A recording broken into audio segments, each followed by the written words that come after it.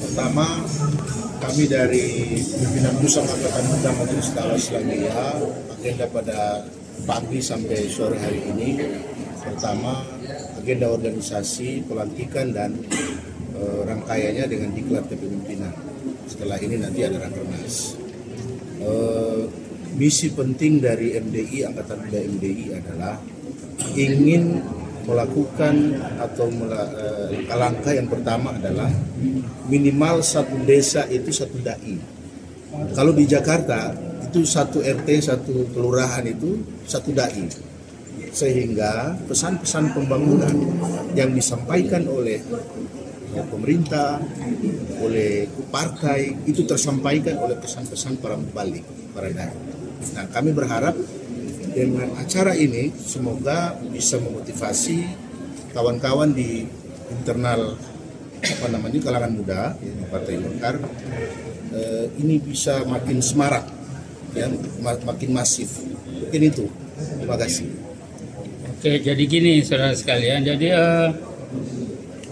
Ketua Umum DPP Partai Golkar Bung Bahlil Lahadalia di dalam memulai tugasnya sebagai mandataris Munas telah bertekad bahwa kepemimpinan DPP Partai Golkar harus diinspirasi oleh paradigma baru Partai Golkar. Jadi paradigma baru Partai Golkar itu adalah memuat nilai-nilai pembaharuan. Dan karena itu bagian daripada gerakan yang dilakukan sesuai dengan arahan Ketua Umum adalah bagaimana konsolidasi ideologi, konsolidasi wawasan kebangsaan, konsolidasi program, dan konsolidasi organisasi itu berjalan dengan baik. Nah, oleh karena itu apa yang dilakukan oleh teman-teman dari Angkatan Muda Majelis Dakwah Islamiyah ini adalah merupakan bagian integral dari gerakan itu.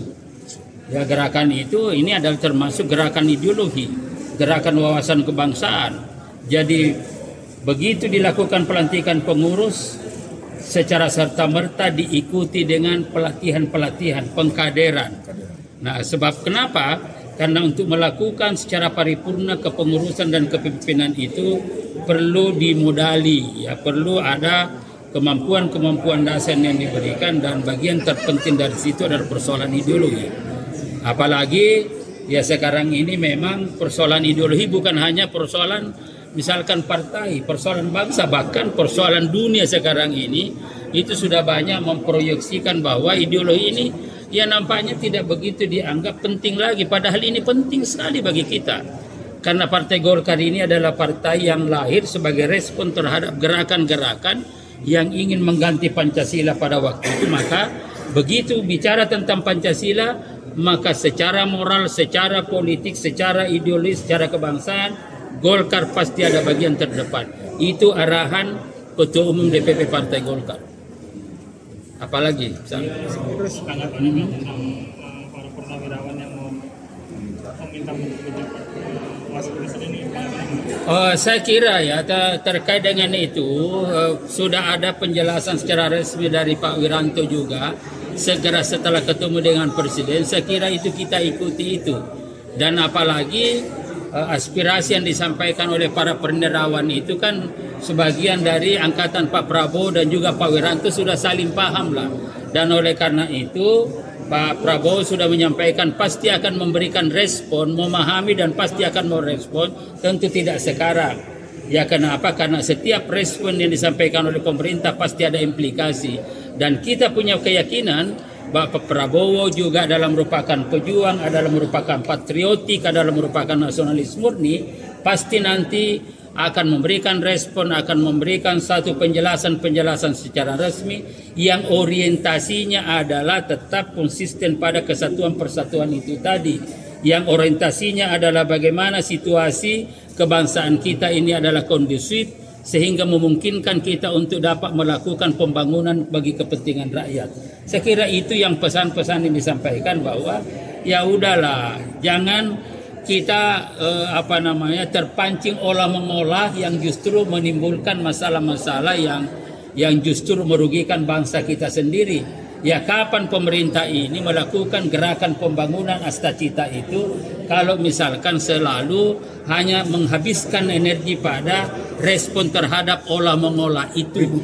Nah karena itu ya kita tunggu saja, dan kami punya keyakinan ya Pak Prabowo kan sejak dari awal sudah mengajak seluruh anak bangsa dengan suatu pemikiran bahwa asas kebangsaan, asas kita ini adalah kekeluargaan, Indonesia ini adalah rumah besar, dan karena itu kita kelola secara bersama-sama. Itu pesan Pak Prabowo, dan oleh karena itu terakhir juga bahwa Pak Prabowo juga pasti akan mengajak kelompok-kelompok kritis, katakanlah kelompok oposisi, dan sudah dimulai oleh Pak Dasko yang melakukan komunikasi dengan kelompok-kelompok kritis. Ada Bung Rocky, ada Bung Repli, dan kemudian di situ ada Saganda, kemudian ada Jumha, dan semua sudah diajak untuk diskusi, dan kami punya keyakinan ini pasti akan terjadi nanti. Dan tidak mungkin Pak Dasko melakukan komunikasi dengan mereka itu tanpa ada perintah, minimal ada sinyal dari Pak Prabowo untuk melakukan komunikasi.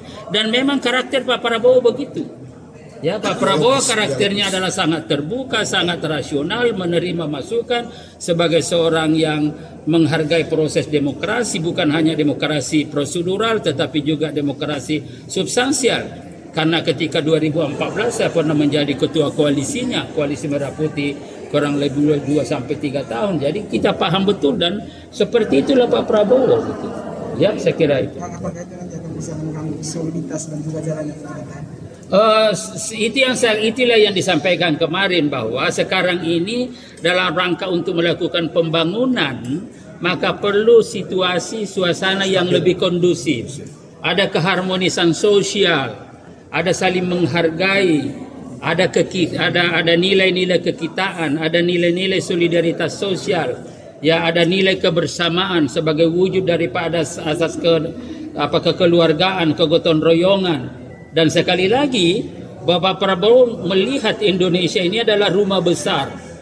Ya, rumah besar di mana di situ dihuni berapa ratus juta, dan ini adalah sesama kita anak bangsa yang mendiami rumah ini, dan karena itu kita memiliki tanggung jawab yang sama. Dan oleh karena itu sejak awal ya ditetapkan Pak Prabowo sebagai calon presiden terpilih, langsung mengajak, ayo kita semuanya masuk. Ya sama-sama. Ya tetapi kalau sudah diajak dan itu tidak menghalangi langkah-langkah yang dilakukan oleh Pak Prabowo gitu. Ya, dan tentu nanti ada waktunya sampai sekian kita sudah aja, ya tidak mau ya udah, ya, itu akan jalan sendiri. Dan tentu Pak Prabowo sudah punya langkah-langkah dan strategi untuk memastikan bahwa Astacita sebagai sebuah gerakan pembangunan akan berjalan menuju Indonesia emas ke depan. Satu lagi Bang Idris, Pak Jokowi kan kemarin kan sudah mengambil langkah hukum untuk melaporkan orang yang kemudian soal jasa palsu. Ya, itu yang saya katakan kemarin di dalam salah satu media. Saya katakan bahwa kalau kita terpancing semua untuk membahas masalah-masalah seperti itu habis energi kita. Ya habis energi kita. Silakan semua, kita nggak usah tanggap, silakan jalan. Kalau memang ada yang merasa dirugikan, ya itu ada proses-proses yang sudah ditentukan oleh konstitusi kita. Ya, tetapi kalau kita ikut membahas lagi tidak ada habis-habisnya, saya berpikir ya habis energi misalkan. Dan oleh karena itu maka ini kembali lagi apa arahan Ketua Umum DPP Partai Golkar, Bung Bahlil Lahadalia. Sekarang ini fokus kita adalah mendukung kepemimpinan Prabowo Gibran pada periode 2024-2029. Caranya bagaimana? Astacita dianggap sebagai sebuah gerakan pembangunan berkesinambungan menuju 2045. Nah, itu kan oleh karena itu dukungan kita adalah pembangunan. Dukungan kita adalah bagaimana Astacita itu kita laksanakan. Nah, inilah semua nanti yang akan kita gerakkan, dan ini sudah perintah Ketua Umum Partai Golkar. Nah, termasuk pada hari ini bahwa segera setelah ini nanti Angkatan Muda Majelis Dakwah Islam ini akan turun juga untuk melakukan pembangunan sesuai dengan bidangnya. Nah, itu perintah. Jadi kita fokus di sana. Ya pembangunan sebagai implementasi pada doktrin karya kekaryaan. Itu yang kita lakukan. Ya, jadi terlibat di dalam hiruk pikuk diskusi yang menurut pandangan kita itu menghabiskan energi untuk apa? Ya, rakyat sekarang ini adalah butuh pembangunan. Rakyat sekarang ini butuh program-program nyata. Rakyat sekarang ini butuh program untuk menyelesaikan masalah rakyat. Rakyat sekarang ini butuh program-program pembangunan untuk memenuhi kebutuhan rakyat. Nah, rakyat sekarang ini juga butuh program-program sebagai implementasi daripada cita-cita untuk meyakinkan bangsa Indonesia bahwa kepemimpinan Pak Prabowo ini itu akan memberikan harapan kehidupan yang lebih baik masa depan. Nah, kalau ini sudah tercipta nanti semuanya, ya kita juga punya keyakinan bahwa rakyat pasti akan beramai-ramai memberikan dukungan sepenuhnya kepada Pak Prabowo. Bukan hanya pada periode ini, bisa saja pada periode yang akan datang. Ya.